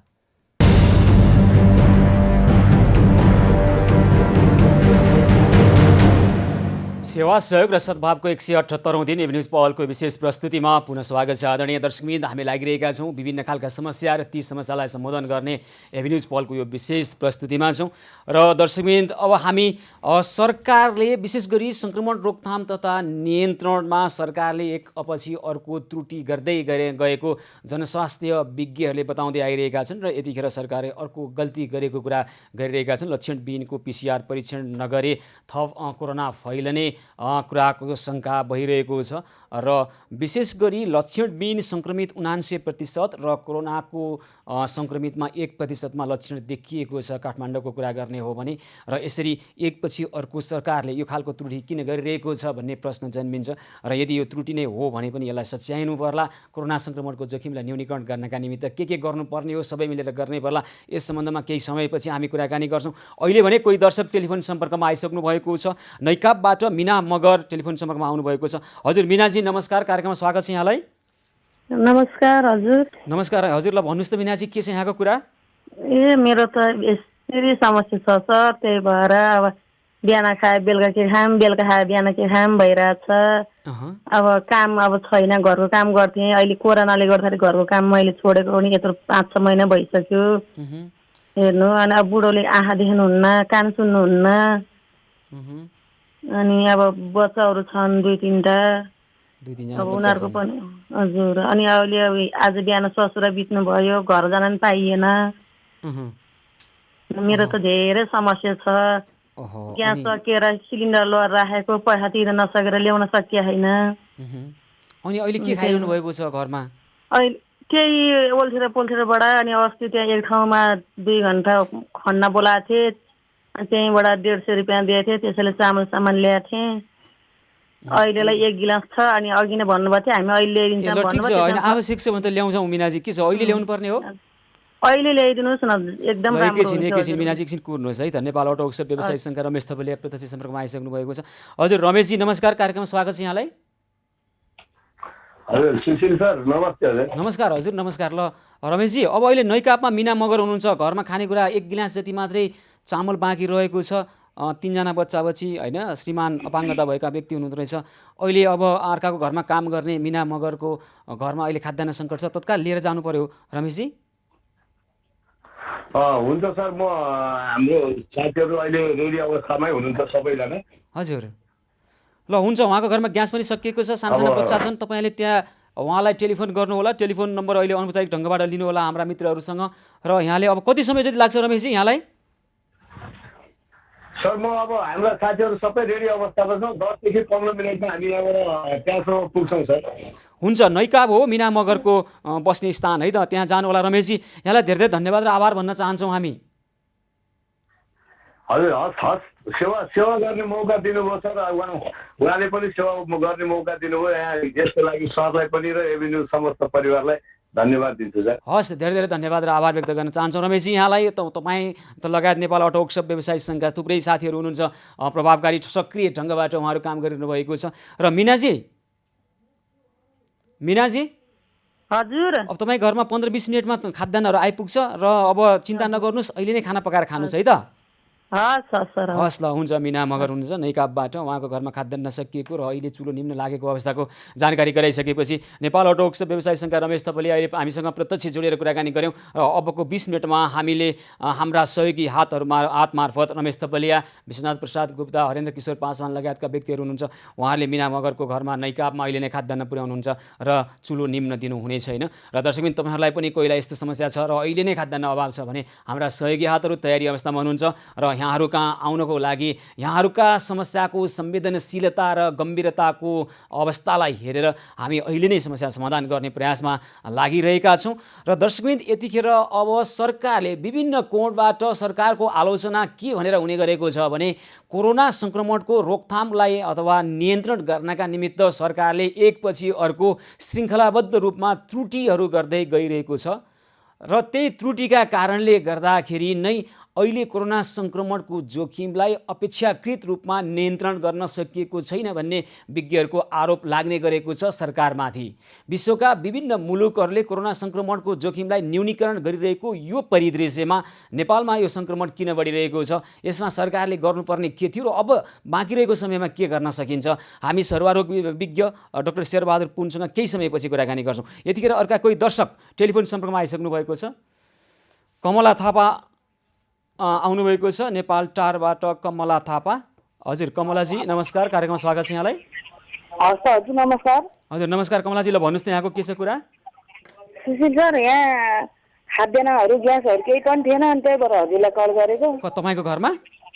हजुर। अनि के छ अहिले, के छ अहिलेको अवस्था? कतिजना हुन्छ घरमा भन्नुहोस् त? हामी के अरे 7 जना छौँ। अहिले तल गएर खाना खाएर आएको, भोलि ल्याइदियो भने हुन्छ। ए, अहिले चाहिँ छिमेकी कहाँ खानुभयो? हजुर। ल हस्, हुन्छ कमलाजी, तपाईँको घरमा हामी भोलि बिहान। सर सुन्नुहोस् न, यहाँ एक परिवार यतापट्टि कोठामा नै हुनुहुन्थ्यो, अनि यहीँ गइरहनु भएको थियो बोल्छु भनेर। ल ठिकै छ, 2 परिवारलाई हो, उहाँको नाम भन्नुहोस् त? बिमला नेपाल। उहाँको नि ग्यासहरू केही पनि छैन, यहीँ हामी तल गएर खाएर आएको सबैजनाले। हुन्छ हुन्छ, ल 2 घर परिवारलाई कमलाजी हामी भोलि खाद्यान्न ल्याउँछौँ, चिन्ता नगर्नुहोस्। बिमलाजीलाई त्यही भनिदिनु होला है त। हस् त हजुर, नमस्कार। हस् नमस्कार। कमला थापा नेपाल टारबाट खाद्यान्न अभाव भएको छ। उहाँको अर्को एकजना सँगै रहेको परिवारलाई पनि खाद्यान्न अभाव भएको खबर आएको छ। हामी उहाँहरूलाई भोलि बिहानै खाद्यान्न पुर्याउँछौँ। अहिले त खाना खाइसक्नु भएको रहेछ, त्यस कारण हामी भोलि बिहानै पुर्याउँछौँ। र दर्शकबिन, हामी छौँ यतिखेर सेवा सहयोग र सद्भावको 178औं दिनको यो न्युज पहलको यो विशेष प्रस्तुतिमा। आज हामीसँग थुप्रै खालका समस्या र समस्या समाधानको पहलसहित हामी आएका छौँ र सेवा सहयोग र सद्भावको 178औं दिनको यो न्युज पहल निरन्तर जारी रहनेछ। हामीसँगै रहनुहोला। सेवा सहयोग र सद्भावको 178औं दिन न्युज पहलको यो विशेष प्रस्तुतिमा पुनः स्वागत छ। आदरणीय दर्शकबिन, नेपालमा पछिल्लो समय कोरोना सङ्क्रमितहरूको सङ्ख्या बढिरहेको छ र लक्षणविहीन कोरोना सङ्क्रमितहरूको सङ्ख्या देशभरिको कुरा गर्ने हो भने 1% भन्दा कम छ। लक्षणविहीन कोरोना सङ्क्रमितहरूको सङ्ख्या त्यति धेरै छ र लक्षणविहीन सङ्क्रमित 79% भन्दा बढी छन्। लक्षण बिनाका सङ्क्रमित भएका छन् तर लक्षण देखिएको छैन, करिब 79% मानिसहरूमा त्यो खालको अवस्था छ र लक्षणसहितका सङ्क्रमित 1% भन्दा कम छन्। 1% भन्दा कम मानिसलाई कोरोना सङ्क्रमण भइसकेपछि नेपालको सन्दर्भमा कुरा गर्ने हो भने उनीहरूलाई लक्षण देखिएको छ र काठमाडौँ उपत्यकाकै कुरा गर्ने हो भने 75% भन्दा बढी मानिस जसलाई कोरोना सङ्क्रमण छ उनीहरूमा कुनै लक्षण देखिएको छैन र 25% मानिसलाई मात्रै कोरोना सङ्क्रमणको लक्षण देखिएको छ। र यो हिसाबमा कुरा गर्ने हो भने स्वास्थ्य मन्त्रालयले पछिल्लो समय गरेको एउटा निर्णय छ, अब लक्षण देखिएन भने कोरोना सङ्क्रमणको PCR परीक्षण नगर्ने हो। यो निर्णयले कहाँ पुर्याउला? र अर्को महत्त्वपूर्ण कुरो हो, कोरोना सङ्क्रमण भएको छ तर लक्षण देखिएको छैन भने त्यस्ता व्यक्तिहरूले पनि कोरोना सङ्क्रमण सार्न सक्ने, सङ्क्रमितहरू थप बढाउन सक्ने सम्भावना छ। त्यसकारणले गर्दाखेरि स्वास्थ्य मन्त्रालयको यो निर्णयले कोरोना सङ्क्रमणलाई नियन्त्रण गर्न भूमिका खेल्ला अथवा कोरोना सङ्क्रमणलाई बढाउला, यो विषयमा हामी कुराकानी गर्नेछौँ। सर्वरोग विज्ञ डाक्टर शेरबहादुर पुन प्रत्यक्ष सम्पर्कमा आउनुभएको छ। हजुर डाक्टर पुन नमस्कार, कार्यक्रममा स्वागत छ यहाँलाई। हजुर डाक्टर पुन, मैले यहाँको आवाज सुन्न सकिरहेको छैन, कृपया मलाई सुनिरहनु भएको छ? सुनिरहेको छु। हजुर नमस्कार, कार्यक्रममा स्वागत छ। हस्, नमस्ते, धन्यवाद। अब लक्षणविहीनको PCR परीक्षण नगर्ने भन्ने खालको सरकारको निर्णय आएको छ है, हजुर। एउटा परिपत्र हामीले यहाँ देखायौँ पनि हिजो। के छ यो निर्णय? के हो, सही हो, गलत हो, ठिकै हो, के हो? अब योभन्दा अगाडि पनि नेपालमा सामान्यतया चाहिँ लक्षणविहीन अवस्थामा भएको अत्यधिक मात्रामा थियो र उनीहरू मार्फत सरिएको भनेको थियो। किन भन्दाखेरि लक्षणविहीन हुनु भनेको चाहिँ अलिकति त्यो व्यक्तिमा जुन सङ्क्रमित छ त्यो व्यक्तिमा लक्षण नदेखिँदाखेरि चाहिँ को व्यक्तिलाई सङ्क्रमण भयो अथवा भएन भन्ने कुराहरू हो। अब यद्यपि एउटा कुरा चाहिँ के सत्य हो भन्दाखेरि लक्षण देखिएको भन्दा नदेखियो एउटा सम्भावना त धेरै कम हुन्छ, तर अब सम्भावना कम भए तापनि अब कसलाई त छैन, विशेष गरेर चाहिँ जो जोखिममा हुनुहुन्छ त्यो व्यक्तिसँग चाहिँ कतै त्यो व्यक्तिको चाहिँ सम्पर्क हुन सक्ने हो कि नजिक अब हेलमेल हुँदाखेरि सर्ने हो कि भन्ने एउटा त्यो समस्या चाहिँ मैले चाहिँ अहिले देख्दछु। अब नेपालकै कुरा गर्ने भने लक्षणविहीन सङ्क्रमित 79% र लक्षणसहितका सङ्क्रमित 1% भन्दा नि कम भन्ने आइराखेको छ। काठमाडौँ उपत्यकाको कुरा गर्ने हो भने कोरोना सङ्क्रमित भएका व्यक्तिहरू 75%मा लक्षण देखिया छैन, 25%मा मात्रै लक्षण देखिया छ। लक्षण नदेखिएका कोरोना सङ्क्रमितले थप कोरोना सङ्क्रमण नफैलाउने भएको भए यो आपत्तिको विषय नै हुनुहुन्थेन होइन? र लक्षण नदेखिएका तर कोरोना सङ्क्रमित भएका व्यक्तिहरूले पनि कोरोना फैलाउन सक्ने खालका कुरा आइरहेका छन् क्यारे, होइन त? त्यसकारण अब यो निर्णयलाई के भन्ने, त्रुटि भन्ने कि अब के गर्ने त भन्नुहोस् त? यसले त कोरोना सङ्क्रमणको जोखिम झन् बढाउने भयो भनेर अलिकता अप्ठ्यारो परिस्थिति सिर्जना हुने हो भनेर विभिन्न ढङ्गबाट कुराहरू कहानी आइरहेको छ। शेरबहादुरजी, अब के गर्ने होला? अब यसको ठ्याक्कै के कारणले गरेको हो अहिले म भन्न त सक्दिनँ, तर अब जुन एउटा लक्षण नभएको व्यक्तिबाट अरूलाई सरेको, किन भन्दाखेरि कतिपय मानिसहरूले चाहिँ सङ्क्रमण भइसकेपछि चाहिँ मलाई कहाँबाट सरेको होला मलाई थाहै भएन भन्ने कुराहरू अब तपाईँ हामीले सुन्दै आएको हो। अब यो भनेको चाहिँ पक्कै पनि कोहीले एकदम ठुल्ठुलो सोले घाङ र घुङ खोकेर नजिक आएर सारेको त होइन र उहाँलाई त्यो व्यक्ति सङ्क्रमित थियो छैन भनेर अनुहार हेरेर पनि पक्कै पत्ता लागेको त होइन होला। त्यसले गर्दाखेरि चाहिँ अब मेरो विचारमा अब हुन त यो तपाईँ हामी अब सहमत छौँ या सबैजना सहमत होला कि लक्षणविहीन अवस्थामा भएको सङ्क्रमित अहिले पनि अत्याधिक मात्रामा छ र ती चाहिँ पक्कै पनि चलायमान छ जस्तो मलाई लाग्दछ। र त्यसै कारणले मैले एउटै उपाय चाहिँ के भन्ने गरेको छु भन्दाखेरि हरेकलाई चाहिँ कोरोना सङ्क्रमित छ भनेर हामीले सोचौँ र त्यो आफ्नै कोही चिनेको आफन्त किन नहोस् उहाँहरूसँग बस्दाखेरि चाहिँ हामीले जुन एउटा जनस्वास्थ्यको मापदण्ड भनेर भन्ने गरेका छौँ त्यो पूर्ण रूपमा पालना गरौँ भनेर मैले यो भन्दै आएको थिएँ। किन अहिले यस्तो भयो कि को व्यक्तिसँग कसलाई छ भनेर त्यो थाहा पाउने अवस्था नै रहेन, किनभने कतिपय एकदम अचम्म मान्छ होइन मलाई के कोरोना सङ्क्रमित कहाँबाट भयो होला डाक्टर साहब भनेर सोध्नेहरू पनि छन्। त्यसले चाहिँ के देखाउँछ भन्दाखेरि तपाईँ हामी जो कोहीसँग आफ्नो साथीभाइसँग जोसँग पनि भेटघाट हुँदाखेरि चाहिँ सही तरिकाले मास्क लाउने, दूरी कायम गर्ने अथवा आफ्नो काम अथवा कुनै घर फर्किएपछि चाहिँ हात साबुन पाल्ने राम्रोसँग धुने, यो चाहिँ अझ आगामी दिनमा अझ महत्त्वपूर्ण छ भन्ने कुरा चाहिँ बुझ्दछु मैले। त्यही त, यसो गरिदिने हो भने त कसैको नि PCR परीक्षण नगरिकन जो बिरामी हुन्छन् उहाँहरूको उपचारको चाहिँ राम्रो प्रभावकारी व्यवस्था गरे भइहाल्यो नि त। त्यसो भने छोडिदिउँ अब यो PCR कसैको पनि नगरौँ र तपाईँले भने जस्तै भौतिक दूरी कायम गरौँ, मास्क लगाउँ, सबैलाई कोरोना सङ्क्रमित भएको छ कि जस्तो सोचेर व्यवहार गर्ने गरौँ र आफू बचौँ अरूलाई बचाउँ होइन। अनि त्यसपछि बिरामीको उपचारलाई चाहिँ बरु 100% नै व्यवस्थापन गर्नेतिर लागौँ न त, हुन्न? त्यो चाहिँ होइन, यस्तो हुन्छ यो कस्तो हो भन्दाखेरि कोही व्यक्ति अब सङ्क्रमित भइसकेको अवस्थामा उसँग एक्सपोजर भएको छ भन्ने खालको अब त्यो प्रष्ट रूपमा देखाएको छ भने त उहाँहरूलाई त गर्नै पर्यो होइन।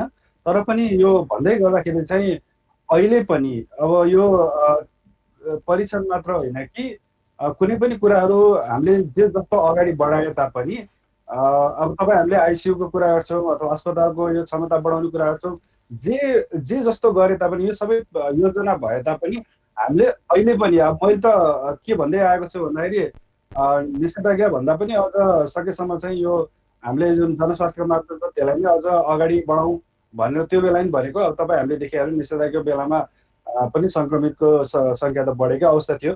त्यो भनेको चाहिँ अब हाम्रो यो जुन जीवनशैली छ त्यो जीवनशैली हामीले किन यो परिवर्तन गर्न सकिरहेको छैनौँ, मुख्य कुरा त्यो हो। हामीसँग भएकै अहिले खोप भनौँ या उपचार भनौँ भनेको हाम्रो अगाडि यो जुन एउटा हामीले सधैँ भन्दै आएको कुरा त हाम्रो अगाडि छ नि, यो हामीले अगाडि भएको कुरा नदेख्दा अरू जुन एउटा सोच हो चाहिन्छ आवश्यक छ त्यो ठाउँमा हामीले पत्ता लगाउनुपर्छ अथवा त्यो उहाँलाई जानकारी दिनुपर्ने अवस्था त आफ्नो ठाउँमा सबै छ।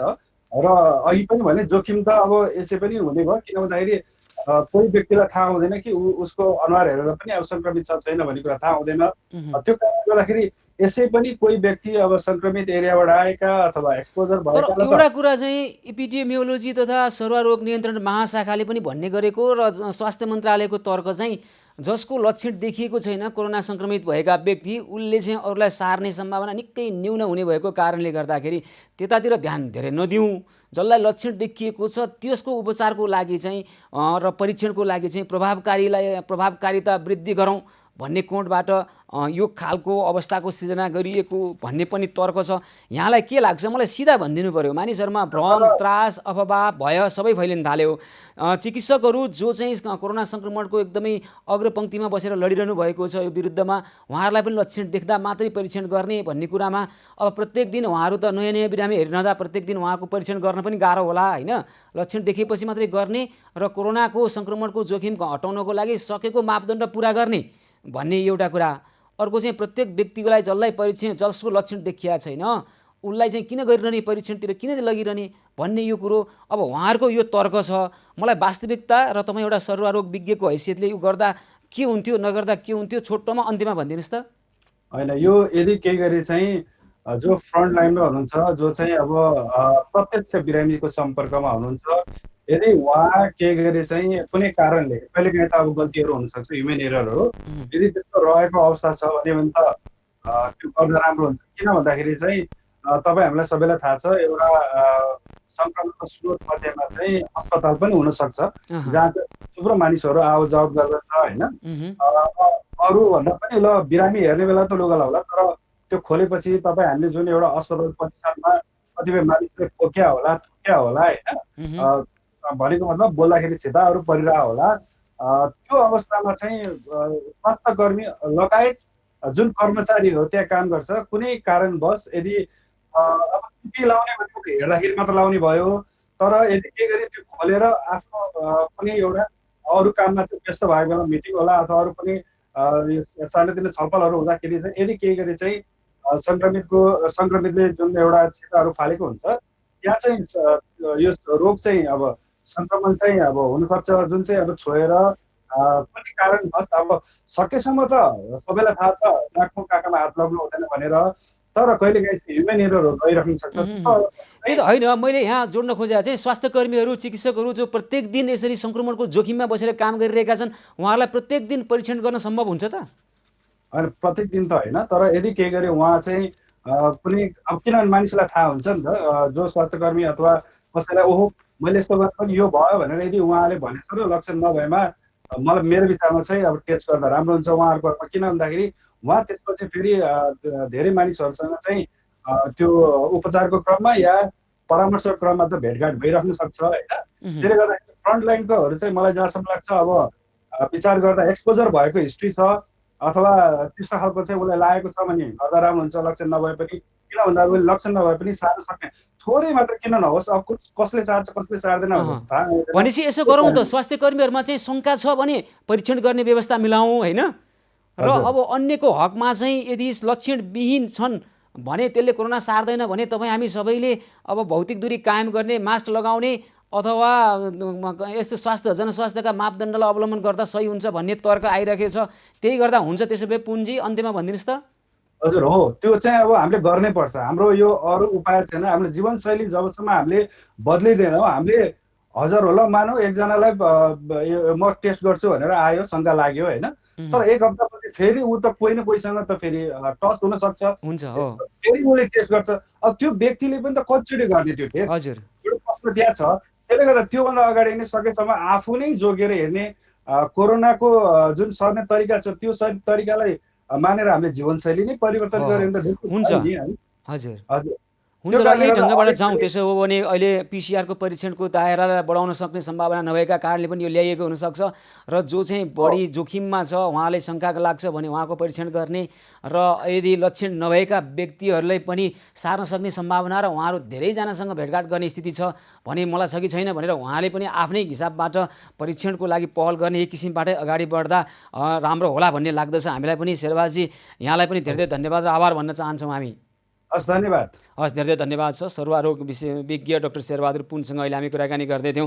र दर्शकबिन, यतिखेर काठमाडौँ उपत्यका लगायत विभिन्न ठाउँमा कोरोना सङ्क्रमणको जोखिम बढिरहेको अवस्थामा नेपालका केही जिल्ला भने कोरोना मुक्त भएका छन्, र त्यो जिल्लाको अनुभवबाट सुन्नुपर्छ, हामीले बुझ्नुपर्छ र सिक्नुपर्छ, र अन्य जिल्लाले पनि ती जिल्लाले कसरी काम गरेका थिए त, नेपालको केही जिल्ला कोरोना सङ्क्रमण मुक्त कसरी हुन सके, यस विषयमा कुराकानी गर्नेछौँ। अबको केही समयपछि सेवा सहयोग र सद्भावको 178औं दिनको वेब न्युज पहल निरन्तर जारी रहनेछ। हामीसँगै रहनुहोला।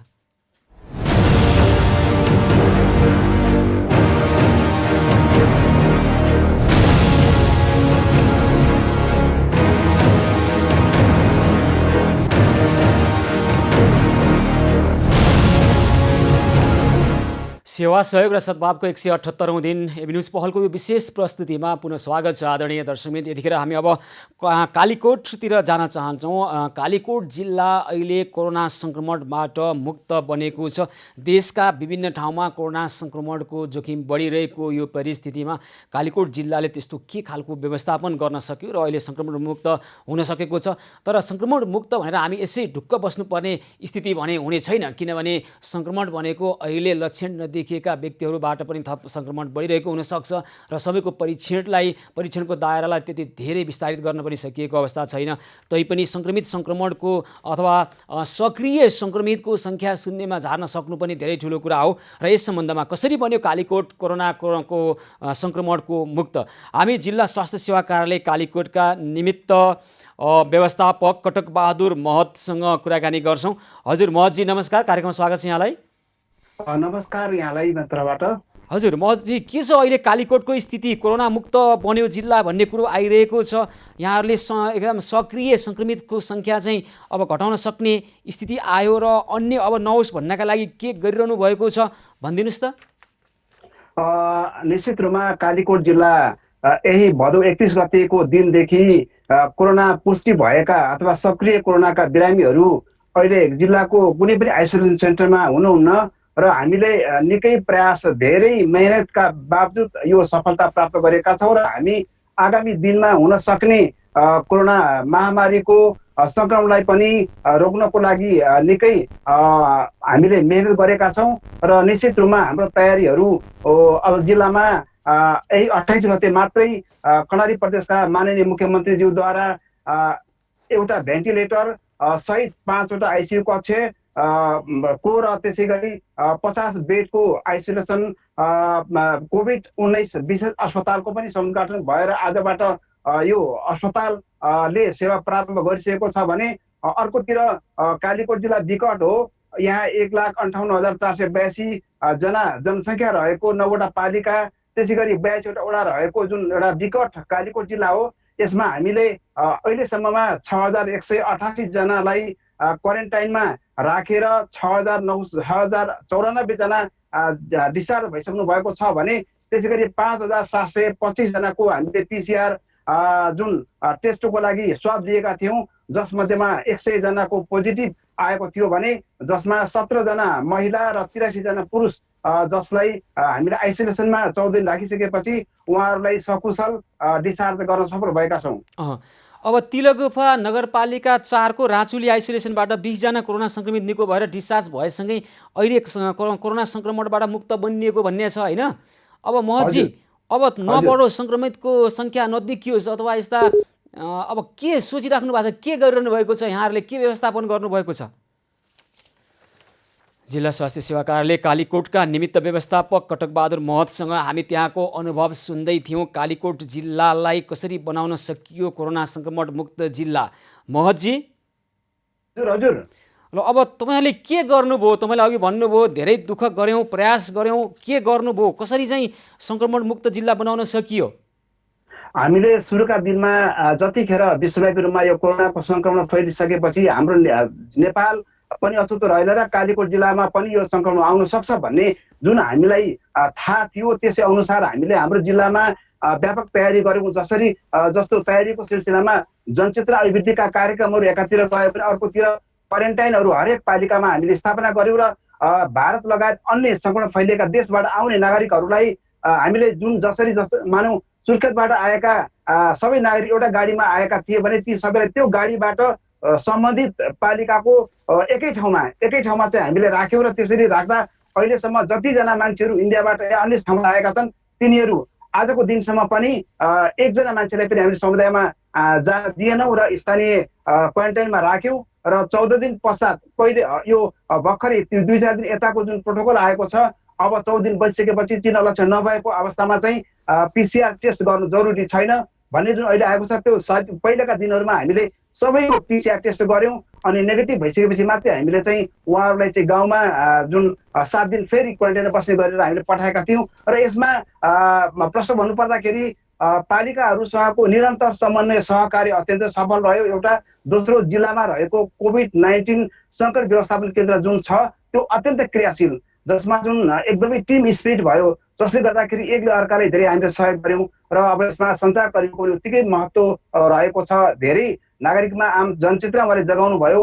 त्यसै गरी अनि अर्को एउटा राम्रो कुरा के भने 9वटै पालिकाका कालीकोटका 9वटै पालिकाका स्थानीय तहका स्वास्थ्य कर्मीहरू बहुत अहोरात्र खट्नुभयो, टोलमा जानुभयो, माइकिङ गर्नुभयो।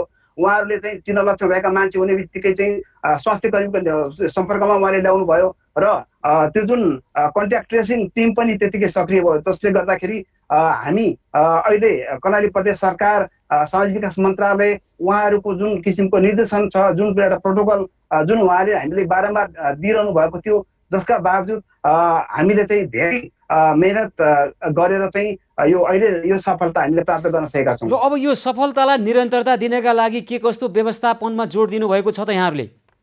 हामीले अब यसलाई चाहिँ अहिले पनि एकजना मान्छे पनि भारत अथवा अन्य संक्रमण फैलिएको ठाउँबाट आउने बित्तिकै उहाँलाई हामीले जुन क्वारेन्टाइनमा राख्ने व्यवस्था गरेका छौँ र क्वारेन्टाइनमा राखिसकेपछि उहाँहरूको नियमित रूपमा स्वास्थ्य कर्मीद्वारा निगरानी हुन्छ र त्यो एकातिर क्वारेन्टाइनलाई व्यवस्थित गर्ने कुरा एकातिर छ भने अर्कोतिर हामीले अब देशभरिमा लकडाउन खुल्ला भइसकेपछि, आजको मितिबाट खुल्ला भइसकेपछि अब चाहिँ हामी कहाँ अब सिम्पटम भएका अथवा सिम्पटोमेटिक केसहरू आउन सक्छन् भन्ने हामी त्यसको यसमा तयारीमा छौँ, जसले गर्दाखेरि जिल्लाको एकीकृत भवन जुन खानाचक्र मानव बजारमा जुन सदरमुकाम बजारमा रहेको छ त्यहाँ हामीले जुन मैले अघि नै भने अब हामीले त्यो कोभिड-19 विशेष अस्पताल स्थापना गरी सञ्चालनमा ल्यायौँ।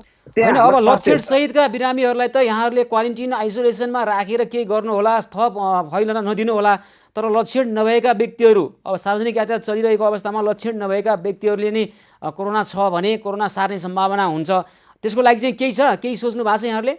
अब त्यसको लागि जुन जनस्वास्थ्यका सुरक्षाका जुन मापदण्डहरू छन्, त्यसै गरी जुन भौतिक दूरी कायम गर्ने, त्यसै गरी चाहिँ मास्क लगाएर मात्रै चाहिँ हामी बाहिर हिँड्नुपर्ने र त्यसै गरी जुन हात साबुन धुने र सेनिटाइजर धुने जुन किसिमको एउटा जुन चेतना छ त्यो चेतना जनजनमा चाहिँ फैलिएको छ। र अब जसरी हरेक व्यक्तिको मास्क लगाएको छैन भने मास्क लगाउनुहोस् भने चाहिँ जसै गरी अब माइकिङ पनि भइरहेको छ ठाउँ ठाउँमा। हुन्छ ल कटकजी अब हुन्छ, यहाँहरूले जुन अहिले धेरै दुःख गर्नुभएको छ, धेरै प्रयास गर्नुभएको छ, कोरोना संक्रमण मुक्त जिल्ला बनाउनु भएको छ, यसलाई निरन्तरता दिनुहोला र अब थप त्यहाँ नदेखियोस्, यसको लागि प्रभावकारी र चुस्त व्यवस्थापन गर्नुहोला।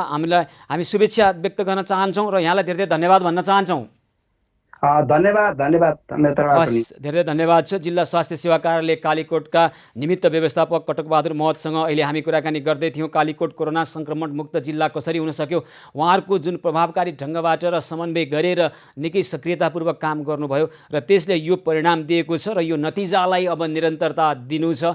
तपाईँ हामी सबै मिलेर एक अर्कोले गरेको कामबाट सिकेर पनि कोरोना सङ्क्रमणको जोखिमबाट हामी मुक्त हुनको लागि प्रयास गर्नु छ। र दर्शकबिन, यतिखेर भने हामी अब बुटवल र भैरवातर्फ जान चाहन्छौँ। त्यहाँको 4वटा अस्पतालले एकजना कोरोना सङ्क्रमित व्यक्तिलाई उपचार गर्न नमानेका कारणले उहाँलाई अस्पताल घुमाउँदै अस्पताल डुलाउँदै मृत्यु भएको खबर आएको छ।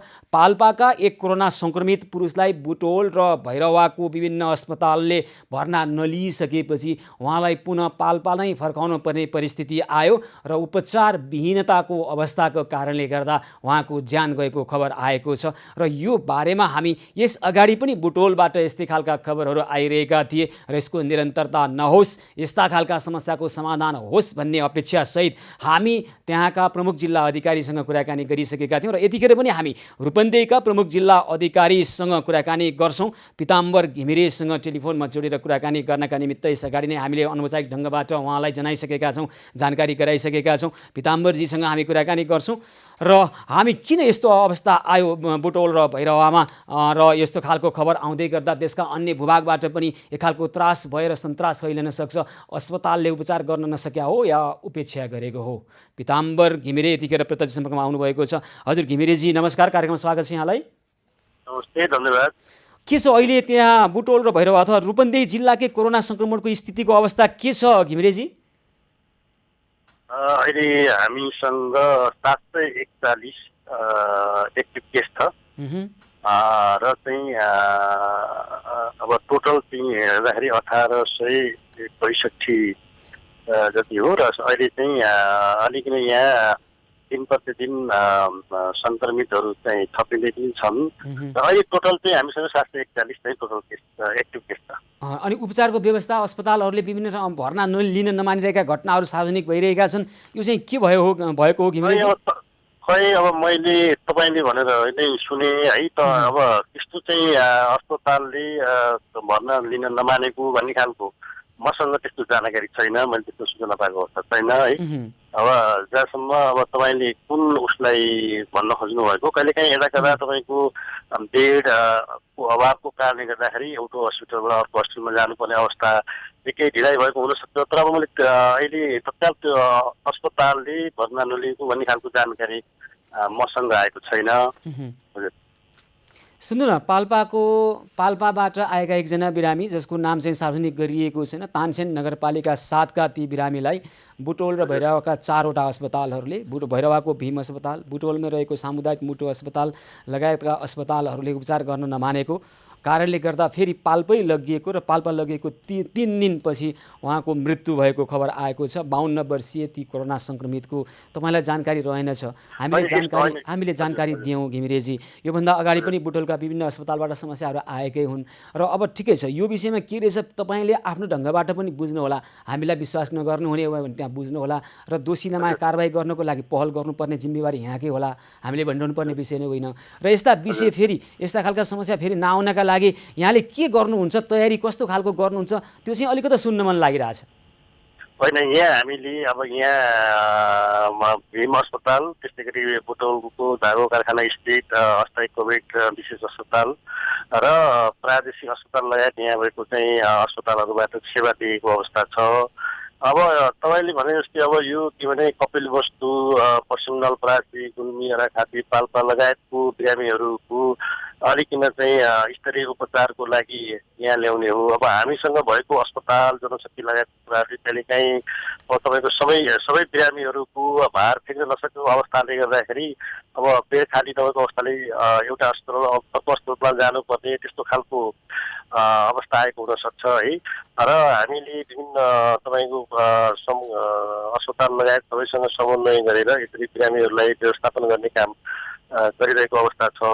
यसलाई तपाईँको अहिले बढ्दै गएको सङ्क्रमण र बिरामीहरूको सङ्ख्याको आधारमा अहिले भएका अस्पतालहरूको पनि क्षमता अलिकति एक्सपान्ड गर्ने र व्यवस्थित गर्ने र उपचारको पहुँच पुर्याउनको लागि प्रदेश होइन होइन सरकार घिमिरेजी तपाईँ के भार थेक्न नसकेका कारणले गर्दा बिरामीको चाप थेक्न नसक्ने कारणले गर्दा यस्तो भाव भन्ने हो भने त प्रदेश सरकारले योभन्दा अगाडि होइन मैले त्यस्तो भन्न खोजेन। तपाईँले मलाई जुन इङ्गित गराउने पाल्पाको कुरा मैले भीम अस्पतालको मेसुसँग पनि बुझेको थिएँ। यो चाहिँ 2-3 दिन अगाडिको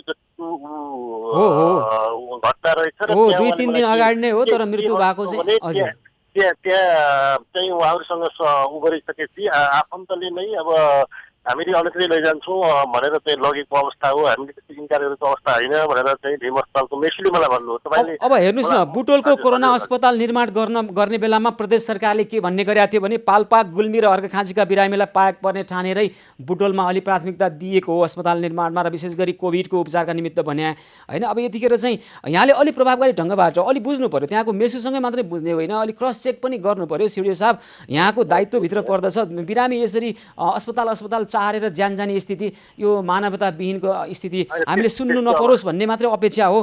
बुझ्नु होला कृपया, यहाँले हामी आग्रह गर्छौँ र थप यस्ता खालका खबर सम्प्रेषण गर्न हामी बाध्य नहौँ भन्ने हामी अपेक्षा गर्न चाहन्छौँ। र दोषीलाई कारबाही र भविष्यमा यस्ता समस्या नआउन् भन्नका निमित्त पिताम्बरजीको प्रतिबद्धता छ होइन त? एकदम हामी त्यो ढङ्गले नै अगाडि बढिरहेका छौँ। हस्, धेरै धेरै धन्यवाद छ यहाँलाई। रूपन्देहीका प्रमुख जिल्ला अधिकारी पिताम्बर घिमिरे अहिले हामीसँग कुराकानी गर्दै हुनुहुन्थ्यो। बुटोल र भैरवका 4वटा अस्पतालले पाल्पाबाट गएका 52 वर्षीय एक बिरामीको उपचार, कोरोना सङ्क्रमितको उपचार नगरेका कारणले उहाँको मृत्यु भएको खबर र यस्ता खालका समस्या पुनः नआउन् भन्ने हामी अपेक्षा गरिरहेका छौँ। यतिखेर दर्शकबिन रमेश थपलिया जो नैकापको मिना मगरको घरमा खाद्यान्न पुर्याउन जानुभएको थियो, नेपाल अटो व्यवसायी सङ्घका रमेश थपलिया प्रत्यक्ष सम्पर्कमा आउनुभएको छ। हजुर रमेशजी नमस्कार, पुनः स्वागत छ कार्यक्रममा। हजुर सर, नमस्ते हजुर। ल अहिले कता हुनुहुन्छ? म यो नैकापको त्यो पुरानो नैकापबाट पनि भित्र सर, झन् 2-3 किलोमिटर भित्र अलिकति त्यो एकदम पहाडै बाटो पनि एकदम खराब बाटोमा अलिकति माथि नै अलिकति समय लाग्यो सर। म 15 मिनट मिना मगरको घरमा पुग्नुभयो? हजुर, म मिना मगरको घरमा पुगेर अहिले उहाँलाई यहाँ खाद्यान्न चाहिँ हाम्रा साथीहरू सहितको म यहाँ टोली नै लिएर पुगेको छु सर। हुन्छ, को पुग्नु भएको छ त्यहाँ? हेर्नु त स्थिति कस्तो छ मिनाजीको, उहाँ केही भन्न चाहनुहुन्छ कि? हजुर, म हाम्रो हरेन्द्र किशोर पासवान, शिव रिमाल अनि धनलाल र सरोज, हाम्रो 4-5जना नै हामी पुगेका छौँ सर। ल हुन्छ, मिनाजीलाई सेवा गर्ने मौका दिनुभएकोमा आभार व्यक्त गरिदिनु होला। उहाँ केही भन्न चाहनुहुन्छ भने सानो सुनौँ र यहाँलाई धेरै धेरै धन्यवाद र आभार भन्न चाहन्छौँ रमेशजी। हजुर, उहाँहरूको चाहिँ अवस्था यहाँ आएर हेर्दाखेरि चाहिँ एकदमै भनौँ न अलिकति नाजुक अवस्था नै रहेछ। उहाँको ससुरा आज नै बित्नु भएको छ सर। उहाँ चितवन निवासी हुनुहुन्छ, उहाँको ससुरा आज नै बित्या। उहाँको परिवारमा चाहिँ खानेकुराहरू केही नभएर 2टा बच्चाहरूलाई उहाँहरूले आफ्नो माइतमा मामा घरतिर लगेर राखिदिनु भएको छ। आज ग्यास पनि रहन्छ होइन सर। उहाँको श्रीमान पनि अलिकति कान पनि नसुन्ने, बोल्न पनि नसक्ने, अलिकति आँखा पनि राम्रोसँग नदेखिने कन्डिसनमा रहेछ। अनि त्यसले गर्दाखेरि उहाँहरूलाई हामीले अब खाद्यान्न चाहिँ उहाँहरूलाई अहिले हामीले 20 किलो जति चामल अनि दाल, तेल, नुनहरू गरेर दिएका छौँ सर। अब उहाँहरूलाई आवश्यकता अनुसार भोलि म नम्बर पनि छोडेर आउँछु र भोलि फेरि चाहियो उहाँलाई चाहिएको कन्डिसनमा हुन्छ। र उहाँहरू यदि घर जान हजुर हजुर हजुर अनि उहाँलाई अहिले उहाँलाई अहिले हामीले तत्काल फेरि ग्यास पनि रहन्छ सर। ग्यासको लागि पनि हामीले 1500 रुपियाँ यसरी दिइराखेका छौँ सर। हुन्छ, उहाँलाई अहिले तत्कालको समस्या समाधान गर्नलाई सहयोग र भोलि उहाँ घर जान चाहनुहुन्छ भने पनि तपाईँले भन्नुभयो उहाँको के आफन्तको मृत्यु भएको छ, त्यहाँ जानको लागि पनि समन्वय गर्न हामी पहल गरौँ यदि उहाँहरू जानुपर्ने अवस्था छ र जान चाहनुहुन्छ भने। है रमेशजी? हजुर, उहाँको त अब के अरे उहाँ हाम्रो लेख बहादुर मगरजीको चाहिँ दाइहरू बस्नु भएको छ, क्रिया बस्नु भएको छ, आजैबाट बस्नु भएको छ चितवन। उहाँ जान नसक्ने कारणले गर्दाखेरि उहाँहरू यहीँ एक ठाक खाएर एक ठाके बस्नु भएको छ यहाँ। आज भोलि जाने भन्ने कुरा छ। भाडासम्म पनि नभएको कुरा आयो सर अब यहाँ होइन। हुन्छ, हामी समन्वय गरौँ र उहाँलाई घरसम्म पुग्ने व्यवस्था गरौँ त रमेशजी, के छ स्थिति बुझेर है त? हुन्छ सर, हस्, धेरै धन्यवाद छ यहाँलाई रमेश थपलिया, नेपाल अटो व्यवसायी सङ्घ रमेश थपलिया लगायतका व्यक्तिहरू अहिले त्यहाँ पुग्नु भएको छ। अघि हामीलाई एउटा समस्या लिएर आउनुभएको थियो नैकापका मिना मगरले, उहाँको घरमा उहाँको आफन्तको मृत्यु भएको छ र अहिलेको ठाउँमा खानेकुरा पनि केही नभएको अवस्थामा हामीले समन्वय गरेर सहयोग पुर्याएका छौँ र भोलि घर जानका निमित्त पनि हामी के गर्न सक्छौँ उहाँलाई हामी सहयोग गर्नेछौँ। र दर्शकवृन्द, यतिखेर अब हामी ओखलढुङ्गामाको एउटा आइसोलेसनमा बसेका कोरोना सङ्क्रमितहरूले पर्याप्त पिउने पानीसम्म नपाएका खबरहरू र आइसोलेसनभित्रैबाट हाम्रै संवाददाता हुनुहुन्छ खबर कर्ममा सामाजिक उत्तरदायित्व निर्वाह गर्दै यो खबर कर्ममा निरन्तर जुटिरहनु भएको छ ओखलढुङ्गाका संवाददाता नवराज कार्की अहिले आइसोलेसनबाटै हामीसँग प्रत्यक्ष आउँदै हुनुहुन्छ। केही समय पछाडि यो विषयमा हामी कुराकानी गर्छौँ र अन्य थुप्रै खालका समस्याहरू हामीले लिएर आएका छौँ र ती समस्या समाधानका उपायसहित पनि हामी आएका छौँ। सेवा सहयोग र सद्भावको 178औं दिन एबी न्युज पहल निरन्तर जारी रहनेछ। हामीसँगै रहनुहोला।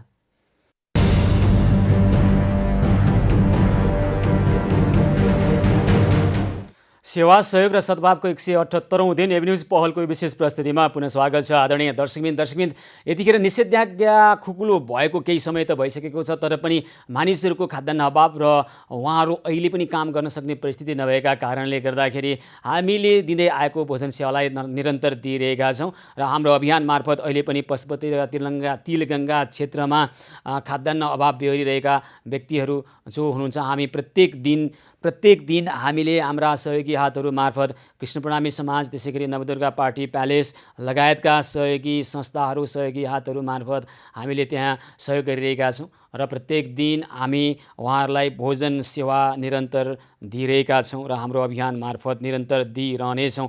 जबसम्म समस्याहरू बाँकी रहनेछन् समाजमा र सडकमा, ती समस्यालाई सम्बोधन गर्नका निमित्त हामी पुग्नेछौँ ती स्थानमा र यसरी हामीलाई सहयोगका निमित्त सद्भाव र सदाशयता देखाइरहनुभएका सक्रियता र प्रभावकारी ढङ्गबाट हाम्रा सहयोगी हातहरू लागिरहनु भएको छ। यसका लागि हामी उहाँहरूलाई पनि धेरै धेरै आभार र धन्यवाद व्यक्त गर्न चाहन्छौँ।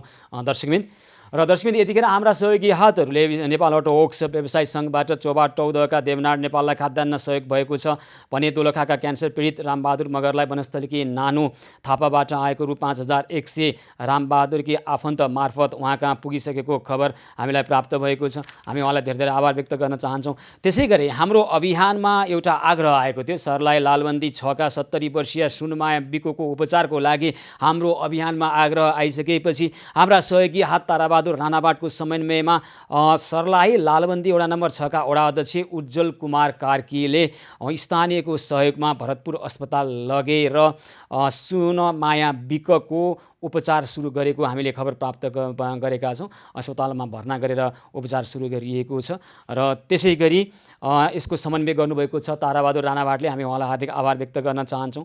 मोरङ रङ्गलीको रम्बादेवी मण्डलको हामीले खबर सम्प्रेषण गरेका थियौँ र उहाँलाई स्पाइनल इन्जुरी पुनर्स्थापना केन्द्र काठमाडौँ ल्याएर उपचार गर्नको लागि हामीले समन्वय गरिरहेका छौँ, व्यवस्थापन भइरहेको छ। ताराबहादुर राणावाटले यसको समन्वय गरिरहनु भएको छ र त्यसै गरी दर्शकबिन शान्तिनगर बानेश्वरमा हिजो हामीलाई अम्बिका नेउपानेको समस्या आएको थियो। हाम्रा सहयोगी हात कृष्ण प्रणामी समाजका धननाथ लुइटेल र इच्छाराम केसीबाट सहयोग भएको छ। उहाँलाई धेरै धेरै आभार व्यक्त गर्न चाहन्छौँ र यतिखेर भने हामी ओखलढुङ्गाको एउटा आइसोलेसन केन्द्रतर्फ जान चाहन्छौँ। त्यहाँका केही समस्या आएका गुनासा छन् र केही समस्या समाधान भइसकेका कुराहरू पनि आएका छन्। आइसोलेसन केन्द्रबाटै भित्रैबाट अहिले हामीसँग कुराकानी गर्दै हुनुहुन्छ हाम्रा ओखलढुङ्गा संवाददाता नवराज कार्की। नवराज के छ अहिले रुम्जाटार अस्पतालको आइसोलेसनमा हुनुहुन्छ होइन यहाँ? हजुर, म रुम्जाटार अस्पतालको आइसोलेसनमा छु। म पनि कोरोना सङ्क्रमित भएर यहाँ आइपुगेको छु। हजुर, कति दिन भयो यहाँलाई कोरोना सङ्क्रमण भएको? अहिले के छ अवस्था नवराज? मेरो लक्षण देखिएको चाहिँ 11 दिन आज पुगेको छ भने कोरोना सङ्क्रमण पुष्टि भएको चाहिँ गत आइतबार पुष्टि भएको थियो। सोमबारबाट म यो आइसोलेसनमा। यहाँलाई कस्तो लक्षण देखिएको थियो? अहिले लक्षण हट्दै गइरहेको छ अथवा केही औषधिको प्रयोग गर्नु पर्यो अथवा आफै हट्यो, के भइराखेको छ नवराज? खास लक्षण टाइपको कोरोना सङ्क्रमण भएको थियो मलाई। सुरुका दिनहरूमा निकै गाह्रो भएको थियो। पछिल्लो चरणमा औषधिहरू चलाएको छ र त्यो औषधिले मलाई धेरै काम गरेको छ र अहिले म सन्चो हुने अवस्थामा पुगेको छु। कस्तो औषधिहरू खानुभयो यहाँले? अरूलाई पनि एउटा हुन्छ उदाहरण हुन्छ भन्नुहोस् त, के औषधि लिनुभयो? हजुर, मलाई विशेष गरी ज्वरो आउने अनि टाउको धेरै दुख्ने, हात गोडा धेरै मात्रामा खाने, मसलहरू चाहिँ एकदमै धेरै दुख्ने अनि खोकी लाग्ने अनि कमजोरी महसुस हुने अनि पिसा पातलो हुने, अत्याधिक भोक लाग्ने जस्ता चाहिँ धेरै किसिमका रोगको लक्षणहरू चाहिँ देखा परेको थियो। त्यसको चाहिँ विशेष गरी पछिल्लो चरणमा चाहिँ मलाई 2वटा लक्षणहरू चाहिँ निरन्तर रहिरहेका थिए, ज्वरो आउने र टाउको दुख्ने अनि त्यस पछाडि खोकी लाग्ने।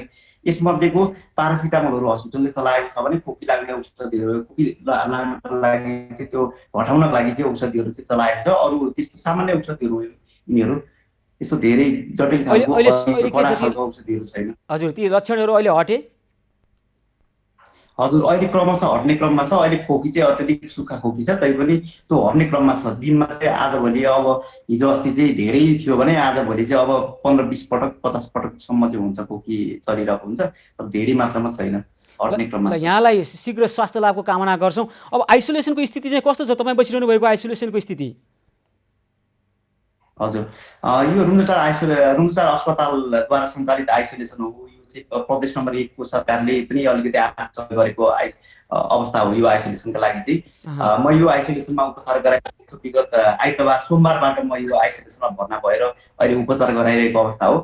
यो आइसोलेसनमा सुरुमा पानी थिएन। पानी नहुनुको एउटै कारण भनेको चाहिँ बर्खाका कारणले गर्दाखेरि मुहानमा पहिरो चलेर यो रुम्जाटार एरियामै पानी नभएको अवस्थाले यो आइसोलेसनमा पनि पानी व्यवस्था गरिएको थिएन। हामी आएपछि त्यही मात्रामा विभिन्न निकायहरूमा चाहिँ हामीले खबरदारी गऱ्यौँ, पहल गऱ्यौँ। त्यस पछाडि उहाँले चाहिँ दमकलमा ल्याएर पानीको व्यवस्थापन गर्नुभयो सुरुका दिनमा, र पछिल्लो चरणमा चाहिँ पानी नै बढिसकेकाले अहिले पानी चाहिँ सञ्चालनमा छ।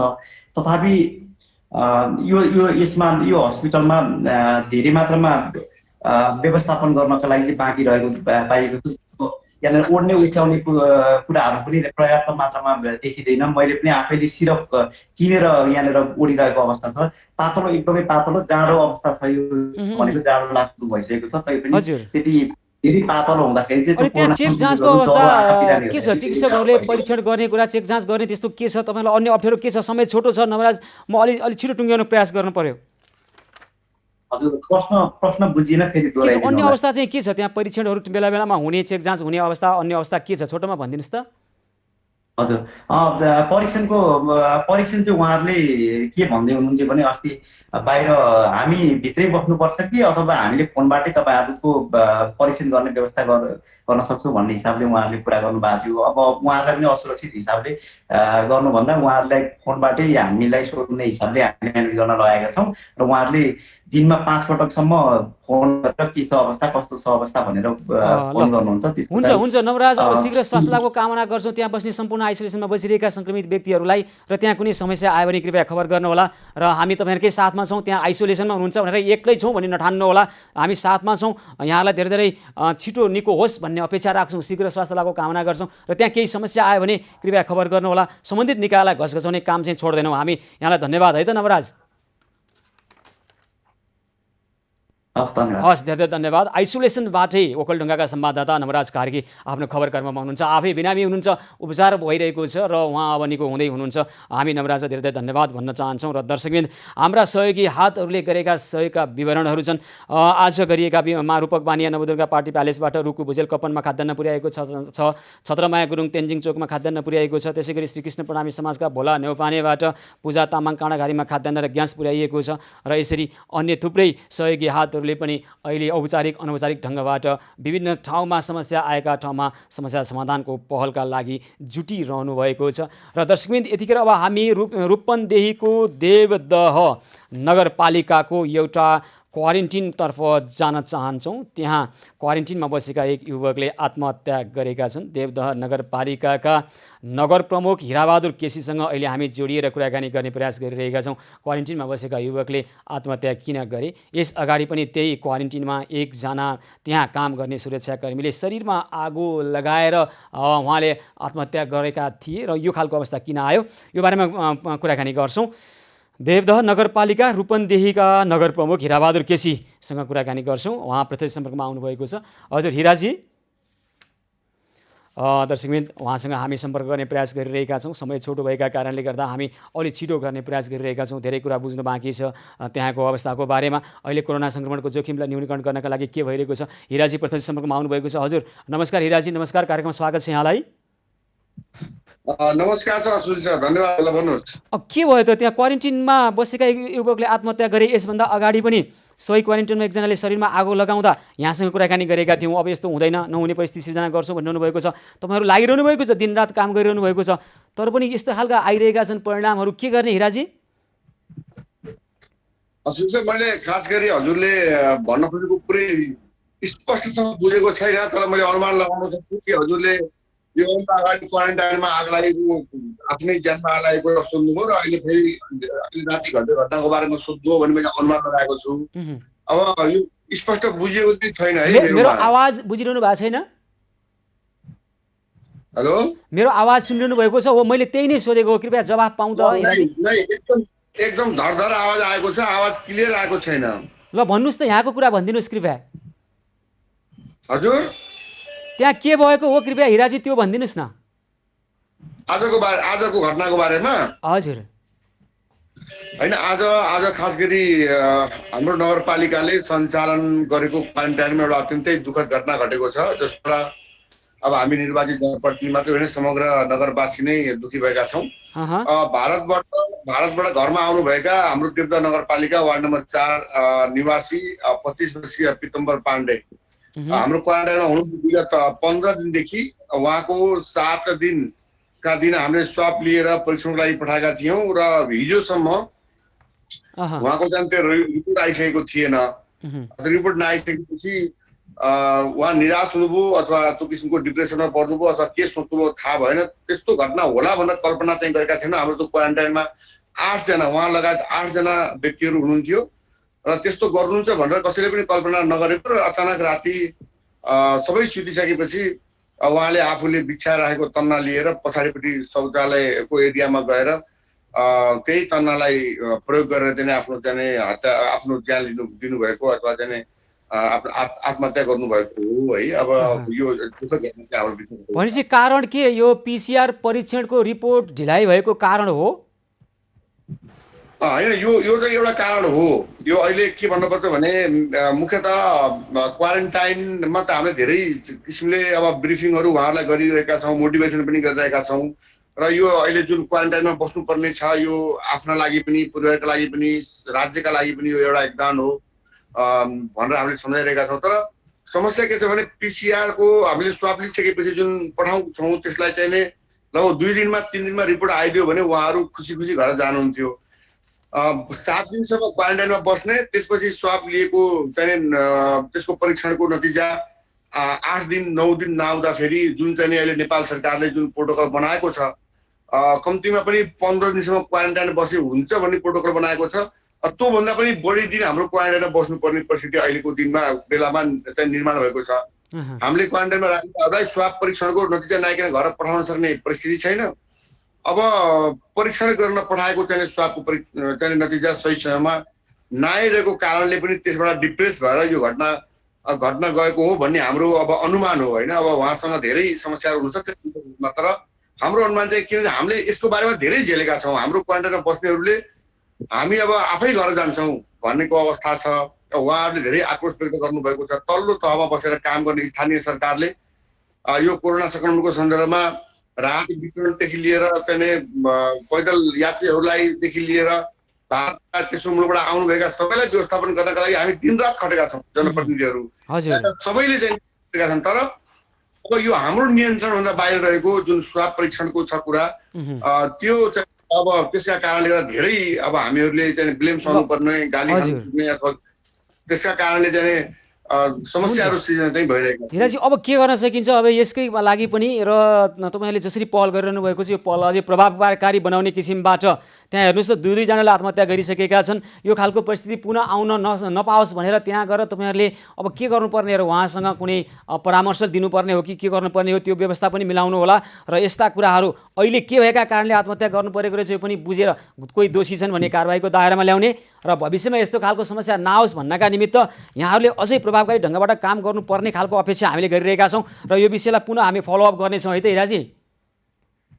ल धन्यवाद सुशीलजी। अब हामी पनि स्थानीय तहबाट काम गरिरहेका छौँ र चाहिँ सबै तहले जिम्मेवारीपूर्वक काम गर्नुपर्ने अहिलेको अवस्था हो र पछिल्लो समय अब यहाँले देख्नुभएको छ देशभरमा संक्रमणको स्थिति बढ्दै गएको छ।